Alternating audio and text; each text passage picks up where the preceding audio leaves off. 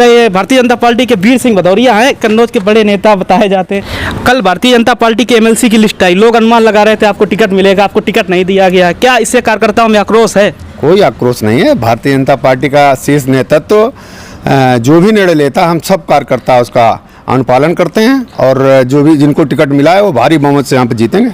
शायद प्रांशु दत्त द्विवेदी को मिला है हमारे हिसाब से। हमारा प्रांशु जी हमारे बहुत अच्छे मित्र हैं और मुझे बहुत खुशी है कि प्रांशु जी को टिकट मिला।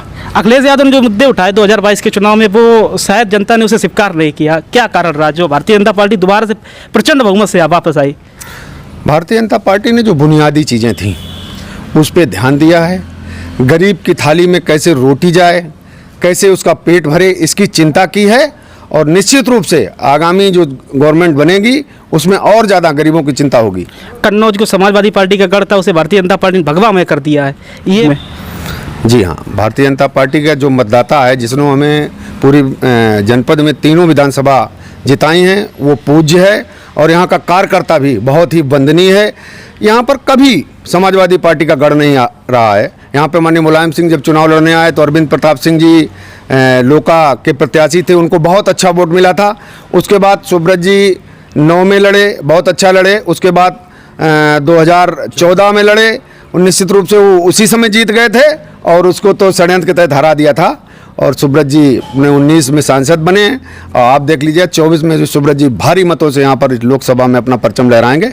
ईवीएम का मुद्दा विपक्ष उठा रहा है, क्या उस पर आप कहेंगे कि धांधली की गई है, ईवीएम बदल दी गई?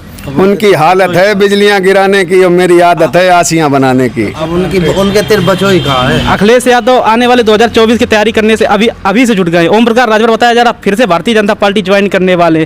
क्या ओम प्रकाश राजभर भारतीय जनता पार्टी वापस आ रहे हैं? क्या आप लोग लेना चाहेंगे उनको? नहीं, ये शीर्ष नेतृत्व का काम है, हमारा नहीं। लेकिन भारतीय जनता पार्टी जिसको लेगी उसको स्वीकार है हम सब लोगों। केशव प्रसाद मौर्य दोबारा से डिप्टी सीएम बनेंगे? केशव जी बनना चाहिए उनको। और यहाँ कन्नौज सदस्य असीम अरोड़ा जी जीत, इनके भी चांसेस बताए जा रहे डिप्टी सीएम बनेंगे, क्या उम्मीद है? तो बनने के पूरे चांस हैं और बनना चाहिए उनको। ये बताते समाजवादी पार्टी की बहुत मजबूत सीट थी, उन्होंने यहाँ पर कार्यकर्ताओं बड़ा मार्जिन लिया, 6100 वोटों से लिया, जो लगातार 20 सालों से सपा जीतती आई थी। ये 6100 का मार्जिन हम सब लोगों को मेहनत करके 61,000 में बदलना है, यही प्रयास आगे हम सब लोगों का रहेगा। बताया था छिबरामऊ वाली सीट पे अरविंद यादव बता रहे कि धांधली हुई, हमें जबरदस्ती हरा दिया गया, ये क्या? अरे ये प्रमाण इससे बड़ा क्या हो सकता है? अगर धांधली होती तो केशव प्रसाद मौर्य कैसे हार जाते?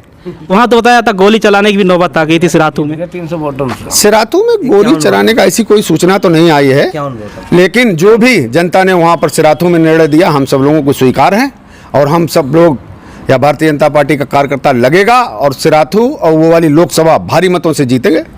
2017 से जो कन्नौज में काम रुके हुए अभी तो बताया जा रहा है पूरे नहीं हो पा रहे, क्या दोबारा शुरू होंगे? किसान बाजार है, मंडी है आलू की, काफ़ी काम है जो ठहर गए, वो पूरे नहीं हो पा रहे। 17 के बाद उस पर काम नहीं हो पा रहा है, क्या कारण रहा? कोरोना काल में बहुत लॉस हुआ, उत्तर प्रदेश का हुआ, भारत देश का हुआ। मैं मानता हूँ, स्वीकार करता हूँ कि कुछ काम रुके हुए हैं। अब की बार नई सरकार बनेगी, ये सारे काम होंगे।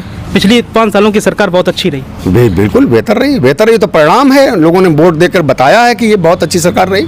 काफ़ी समय हो गए, 10 तारीख को नतीजे आए थे, करीब 8 दिन हो चुके हैं, अभी तक शपथ ग्रहण नहीं हो पा रहा। क्या कारण है शपथ ग्रहण इतने डिले किया जा रहा है? क्या कोई पेच फंसा हुआ है? जल्दी क्या है जल्दी क्या है? लगातार तारीख बदली जा रही, बताया जा रहा है सीएम के ऊपर भी कुछ पेच फंसे हुए हैं। कोई पेच नहीं, ये भारतीय जनता पार्टी की सरकार है। कोई भी कार्यकर्ता कोई किसी प्रकार का मिनिस्टर बनता है, सबको स्वीकार होता है, सबको खुशी होती है।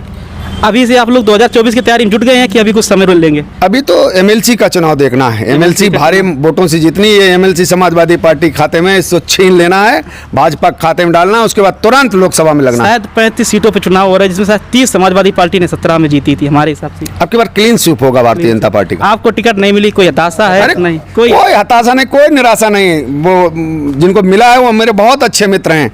अभी नहीं मिला, कुछ और मिलेगा, ये सब चलता रहता है सिस्टम। ये थे वीर सिंह भदौरिया, कन्नौज में भारतीय जनता पार्टी के बड़े नेताओं में इनका नाम है।